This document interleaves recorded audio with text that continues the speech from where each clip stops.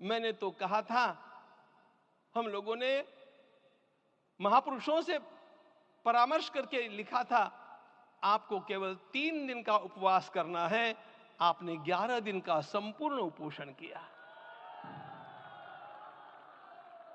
हमने 11 दिन एक भुक्त रहने के लिए कहा था, उन्होंने अन्न का ही त्याग कर दिया। महाभारत में कहा गया है, अनशन यह सबसे बड़ा तप है, अनशन। और उसको उनके जीवन में साकार होते हुए मैंने केवल देखा नहीं, मैं थोड़ा तार्किक हूं।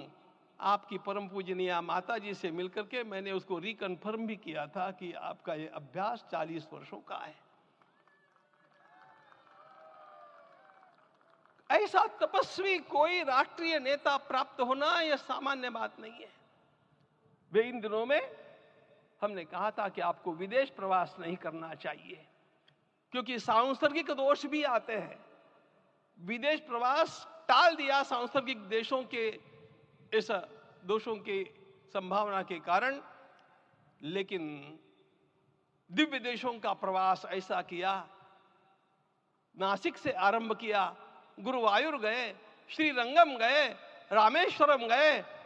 इन सारे स्थानों पर जाकर के वहां के परमाणुओं को लेकर के और पूरी भारत माता के हर कोनों में जाकर के मानो वे निमंत्रण दे रहे थे कि आइए दिव्य आत्माओं, अयोध्या पधारिए और हमारे राष्ट्र को महान बनाने के लिए आशीर्वाद दीजिए।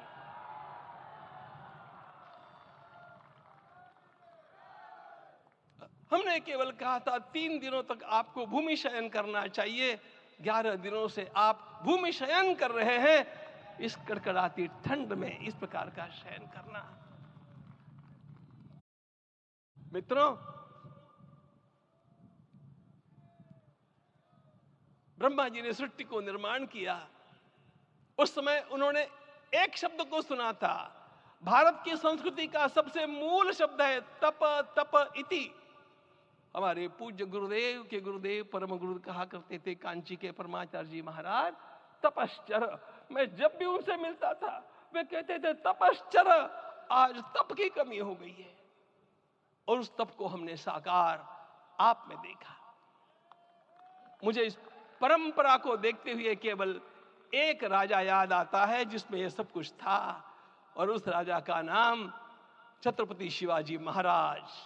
छत्रपति शिवाजी महाराज। मित्रों, लोगों को पता नहीं है शायद, वे स्वयं जब मल्लिकार्जुन के दर्शन के लिए श्रीशैलम के ऊपर गए, 3 दिन का उपवास किया, 3 दिन शिव मंदिर में रहे, और महाराज ने कहा कि मुझे राज्य नहीं करना है, मुझे संन्यास लेना है, मैं शिव जी की आराधना के लिए जन्मा हूं, मुझे संन्यास लेना है, मुझे वापस मत ले जाइए। इतिहास का वो बड़ा विलक्षण प्रसंग है। उस प्रसंग में उनके सारे ज्येष्ठ मंत्रियों ने उनको समझाया और लौटा करके लाया कि यह भी आपका कार्य भगवत सेवा ही है।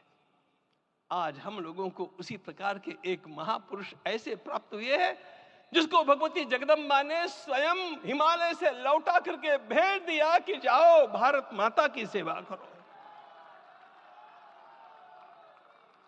तुम्हें भारत माता की सेवा करनी है। मैं अपने को कभी श्रद्धा रखने के बारे में भावुक नहीं पाता हूं, लेकिन कुछ स्थान ऐसे होते हैं जहां पर आदर के साथ अपना मस्तक अपने आप झुक जाता है।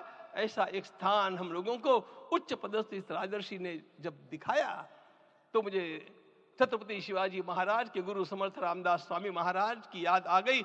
उन्होंने शिवाजी का वर्णन किया, निश्चयाचा महामेरु, निश्चयाचा महामेरु, बहुत जनासी आधारू, अखंड स्थितिता निर्धारू, श्रीमंत योगी, श्रीमंत